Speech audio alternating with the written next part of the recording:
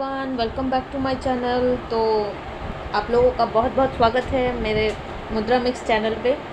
तो जैसा कि आप लोग देख पा रहे हैं कि आज का जो टॉपिक है वो है पॉवर्टी पर, जो कि इंडिया का एक मेजर चैलेंज है जिसको अभी भी ओवरकम करने में काफ़ी इयर्स लगने वाले हैं। तो आज हम इसके बारे में पढ़ेंगे कि पॉवर्टी क्या होती है, बिलो पॉवर्टी लाइन क्या होते हैं, इसके क्या क्या डायमेंशंस होते हैं, क्या क्या लैक होने पर पॉवर्टी के लिए हम बोल सकते हैं कि जो एक बंदा है वो पुअर है।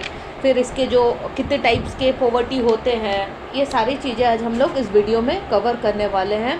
और ये जो टॉपिक है बेसिकली वो मतलब जो इसका टारगेट ऑडियंस है वो बहुत सारे क्लासेस में इसको पढ़ाया जाता है, मतलब स्कूलों में भी इसके लिए बोला जाता है, बताया जाता है कि क्या क्या डायमेंशंस हैं। क्लास 9, 10, 11, 12 इकोनॉमिक्स में हम लोग को मेजर रूप में ये सारे चैप्टर्स देखने को मिलते हैं, यानी कि एक चैप्टर पॉवर्टी पर होता ही होता है। अगर मैं बात करूँ स्कूल लेवल पे, इवन कि जब कॉलेज में भी हम लोग पढ़ाई करते हैं तो वहाँ पर भी हमें इसके बेसिस पे एक चैप्टर देखने को मिलता है। मास्टर्स में भी मिलते हैं, कॉम्पिटिटिव एग्जाम्स के इसके ऊपर क्वेश्चंस भी पूछे जाते हैं, करंट डेटास पूछे जाते हैं, इसके डायमेंशंस पूछे जाते हैं, इसके बहुत सारे जैसे एब्सोल्यूट, रिलेटिव, ऐसे टाइप के पॉवर्टी पे उसके फार्मूलाज भी पूछे जाते हैं। तो अगर इन शॉर्ट में बोलूँ तो जो आज का टॉपिक है वो बहुत ही यूज़फुल है और इससे बहुत ही क्वेश्चन वाइडर एरिया है, बहुत ही क्वेश्चनेबल है, यानी कि क्वेश्चन होता ही होते राइजेज होते हैं इस टॉपिक से। कोई भी क्लासेस हो, कॉलेज हो, मास्टर्स हो, स्कूल लेवल के जो भी हैं क्लासेस, तो ये एक मेजर टॉपिक है उन लोगों का जो कि है पॉवर्टी। तो पॉवर्टी नाम से ही समझ में आ रहा है पॉवर्टी, और अगर हिंदी में इसकी बात करूँ तो मीन्स गरीबी। तो पॉवर्टी यानी कि जब हम लोग कैसे बोलेंगे या फिर हमें कैसे समझ में आएगा कि एक जो पर्सन है वो पुअर है या फिर वो पॉवर्टी है, या फिर जो उसकी अवस्था है यानी कि जो उसकी स्टेट है वो पॉवर्टी है, ये हम लोग कैसे रिकॉग्नाइज करेंगे। तो when a person is unable to fulfil his basic needs. Basic need एक बंदे की क्या होती है? अगर मैं एक बंदे की बेसिक नीड बोलूँ तो वो है रोटी, यानी कि फूड। और उसका बेसिक नीड क्या होता है? कपड़ा। अगर मैं बात करूं तो शर्ट और पैंट, कपड़ा यानी कि क्लोथिंग। और बात करूं जो उसका बेसिक नीड होता है वो क्या होता है? घर।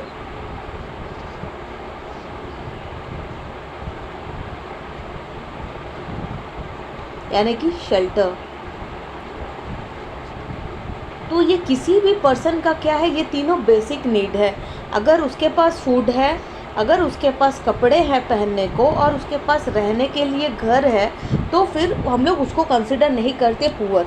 बट अगर किसी इंसान के पास फूड की जो अवेबिलिटी है वो नहीं है, क्लोथिंग की अवेबिलिटी नहीं है, या फिर शेल्टर की अवेबिलिटी नहीं है, या फिर इनमें से कुछ एक भी स्टेट उसके पास नहीं है, तो we are consider them as a poor. One of the biggest challenge of independent India has to be bring millions of its people out of poverty। बोला ना, अभी भी मेजर चैलेंज बना हुआ है इंडिपेंडेंट कंट्री इंडिया के ऊपर। Our daily life we see poverty all around us. हम लोग अपने आसपास डेली के रोज़मर्रा के ज़िंदगी में अपने आसपास बहुत ऐसे लोगों को देखते हैं जो कि लैंडलेस लेबर्स हैं, जो कि विलेजेस में हैं, people living in overcrowded झुग्गीज़ में रहने वाले को देखा हमने डेली वेजेस वर्कर्स देखा है जो दिहाड़ी मजदूरी का काम करते हैं, हमने चाइल्ड लेबर्स देखे हैं जो ढाबास वगैरह में रामू के नाम से जिन लोग फेमस होते हैं, या फिर छोटू के नाम से जिन लोग फेमस होते हैं, ये रामू चाय लाना, छोटू टेबल लगाना, कुछ ऐसा। तो हम लोग रोज़मर्रा के लाइफ में ऐसे टाइप के चीज़ें देखते हैं, पॉवर्टी के स्टेज से लोगों को देखते हैं गुजरते हुए। इन रफली 270 मिलियंस और 27 crore people in India live in poverty, यानी कि 2011-12 के अगर आंकड़े के आधार पर देखा जाए तो रफली के हिसाब से 270 मिलियंस या फिर 27 करोड़ जो पीपल हैं वो क्या है? Live under poverty. जो दो टिपिकल केसेस हैं पॉवर्टी के, जैसे कि अर्बन केस में देखने को मिलता है एंड रूरल में भी देखने को मिलता है। हमें रूरल एरियाज में we can see poor people, and in fact urban case में भी हम लोग पुअर पीपल को देख सकते हैं। तो poverty means hunger and lack of shelter, lack of clean water, sanitation facilities, lack of a regular job at a minimum decent level। यानी कि ये सब भी नहीं जब होते हैं तब भी we consider them as a poor। A situation in which parents are not able to send their children to school, or a situation where sick people can't afford treatment, जहाँ पर बीमार व्यक्ति मतलब उनको ट्रीटमेंट नहीं मिल पाता, पेरेंट्स अपने बच्चों को स्कूल नहीं भेज पाते, उनको अच्छी शिक्षा नहीं मिलती, उनका हेल्थ कंडीशन ख़राब रहता है। कि अगर आप लोगों को याद है हमने जो पहले वीडियोस अपलोड किए थे, हमने बताया था कि एक कंट्री का जो डेवलपमेंट है वो हेल्थ, एजुकेशन, ये सारे क्राइटेरिया के ऊपर डिपेंड करता है। तो अगर कोई कंट्री अगर ये सारी अवस्थाओं को नहीं अचीव कर पाती तो वो कंट्री भी क्या कहलाएगी? पुअर कंट्री कहलाएगी, क्योंकि वो ना अच्छा एजुकेशन दे पा रही है, ना उसका हेल्थ सेक्टर अच्छा है, ना वो ग्रो कर पा रही है। क्योंकि जब अच्छा स्वास्थ्य होगा, क्योंकि कहा जाता है ना हिंदी में कि अच्छे स्वास्थ्य में ही अच्छे मन का वास होता है। तो जब स्वास्थ्य अच्छा नहीं होगा, जब लोग एजुकेटेड नहीं होंगे, उनका जो इनकम लेवल है वो कम होगा, तो how can be say that कि दैट कंट्री विल ग्रो और नॉट, ऐसे करके। तो उस हिसाब से उसके कंट्री के जो लोग हैं वो भी क्या होंगे? पुअर होंगे। तो एक कोट के आधार पर ऐसा बोला भी जाता है कि India would be truly independent only when the poorest of its people become free of human suffering. क्या बोला कोट के अकॉर्डिंग? कि India would be truly independent, India तभी ट्रूली इंडिपेंडेंट होगा जबकि when the poorest of its people, जब उसके गरीब लोग, उस देश के इंडिया के जो गरीब लोग हैं वो क्या हो जाएंगे? फ्री फ्रॉम ह्यूमन सफरिंग से जब वो फ्री हो जाएंगे तब हम लोग मानेंगे कि इंडिया सही मायने में क्या है? इंडिपेंडेंट कंट्री है। मतलब अभी तो इंडिपेंडेंट है, लेकिन अभी भी इंडिया के पास पॉवर्टी एक मेजर चैलेंज बनी हुई है। दूसरा इसका जो टॉपिक है वो है पॉवर्टी लाइन, यानी कि कैसे हम लोग डिसाइड करेंगे कि वो जो पर्सन है पर्टिकुलर वो पुअर है या नहीं है। तो हम लोग अपने आधार पर एक पॉवर्टी लाइन एस्टिमेट किए हैं कि a method to measure poverty based on income और कंजप्शन लेवल, यानी कि एक बंदे का इनकम का लेवल को देख के या फिर उसके कंजप्शन लेवल को देखकर वी डिसाइड कि वो क्या है? पुअर है या फिर मतलब रिच है, और पुअर पॉवर्टी लाइन से थोड़ा ऊपर है, मिडिल क्लास है, वॉट एवर इट इज़। तो पॉवर्टी लाइन क्या है? कि पॉवर्टी लाइन को अगर डेफिनेशन डिफाइन करूँ मैं तो बोलूँगी कि a method to measure poverty based on income और कंजम्पशन लेवल्स। यानी कि अगर एक बंदा अच्छा कमाता है और अच्छा कंज्यूम करता है तो वी कंसिडर कि ये एक मतलब रिच या फिर मिडिल क्लास में आता है, यानी कि इसका जो इनकम लेवल है वो भी सफिशेंट है और इसका जो कंजप्शन लेवल भी वो भी सफिशेंट है।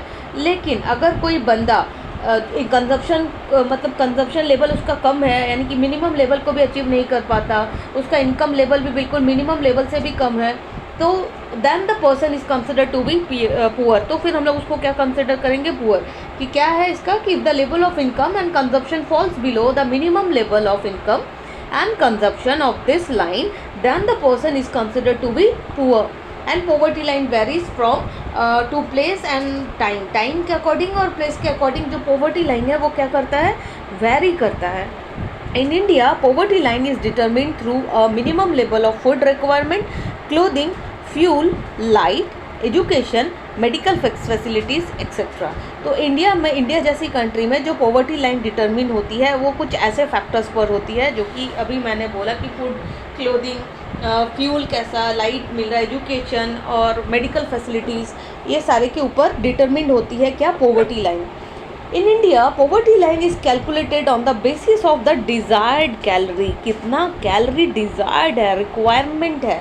तो जो एक्सेप्टेड एवरेज कैलोरी रिक्वायरमेंट है इंडिया की वो है 2400 कैलोरी पर person a day in rural areas में जो लोग रहते हैं उनका जो पर डे कैलोरी कंजप्शन है वो है 2400। एंड अगर मैं बात करूँ अर्बन एरियाज़ की तो वहाँ पर जो कैलोरी डिसाइड है वो है 2100 कैलोरी पर person per day in urban areas. तो जो कैलोरी रिक्वायरमेंट है of people of rural areas, मतलब ये अभी हमने देखा कि जो डेटा है यानी कि रूरल का कितना बोला मैंने? रूरल का है 2400 कैलोरी एंड अर्बन का कितना बोला मैंने? अर्बन का बोला 2100। तो हम लोग देख पा रहे हैं कि इन लोग में अच्छा खासा गैप है कैलोरी में। तो रूरल पीपल के लोगों को ज़्यादा कैलोरी एंड अर्बन के लोगों को कम कैलोरी, ऐसा फ्लक्चुएशंस क्यों है? Why this data are vary? Because जो रूरल के लोग हैं, रूरल एरियाज़ के जो लोग हैं, उनका जो फिज़िकल लेबर है या फिर उनका जो फिज़िकल वर्क है वो they use to do lot of physical work as compare to urban areas.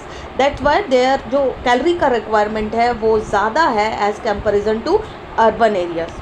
Now, on the basis of this calculation, year 2011-12, the poverty line for a person was fixed.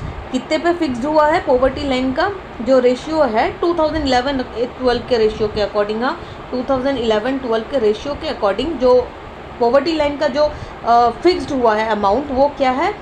Rural areas के लिए rupees 1816 and monthly, and urban के लिए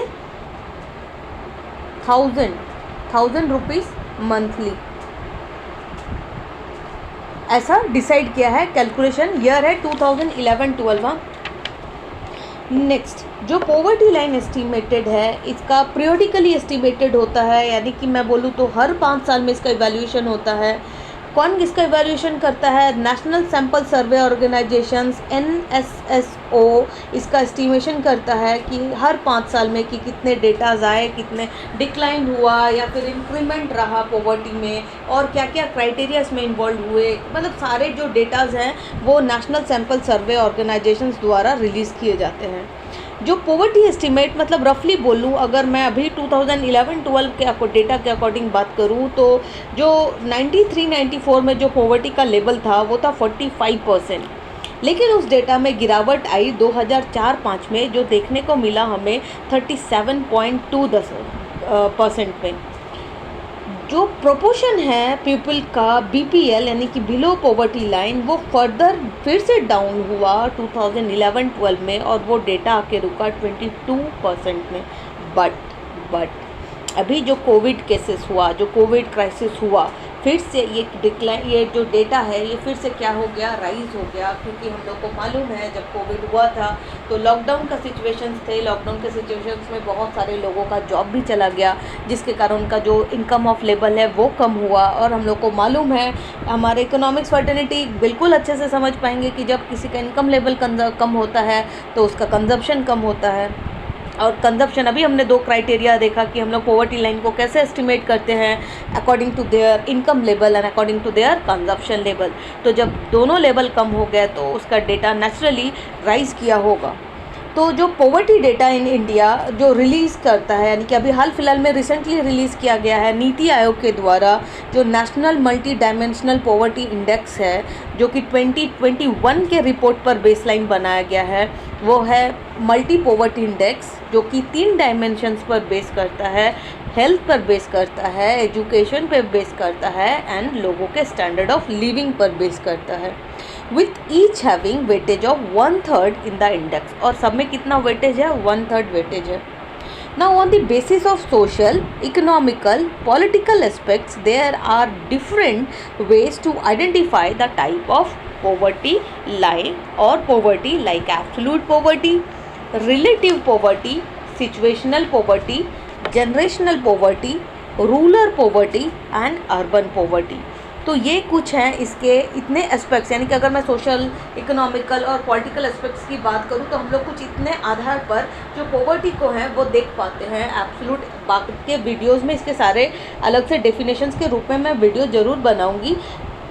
आप लोग इसको देखते रहना, subscribe करके रखो, ताकि जब इसके बेसिस पे वीडियोस बने तो आप लोग के लिए इजी हो जाए। क्योंकि मैं इसके आधार पे, जैसे रिलेटिव पॉवर्टी हो गया, एब्सोल्यूट पॉवर्टी हो गया, तो इसके डेफिनेशंस, इसके फार्मूलाज, किसको कैसे कैलकुलेट किए जाते हैं, कैसे आइडेंटिफाई होते हैं, तो इन पर भी मैं वीडियोज़ बनाऊँगी। आज के लिए इतना ही। Hopefully you like the videos. आगे आने वाले में इसके पॉवर्टी से रिलेटेड ही कुछ 2-4 वीडियोस और आएंगे, जैसे कि कॉजेज ऑफ पॉवर्टी, मतलब पॉवर्टी के क्या कारण हैं, और इसके स्कीम्स जो गवर्नमेंट के थ्रू बनाए गए हैं उनके स्कीम्स, यानी कि इसको ओवरकम कैसे किया जाए या फिर इसको रिड्यूस कैसे किया जाए, इसको कंट्रोल कैसे किया जाए, उस पर भी मैं वीडियो बनाऊँगी। So please keep watching. Thank you.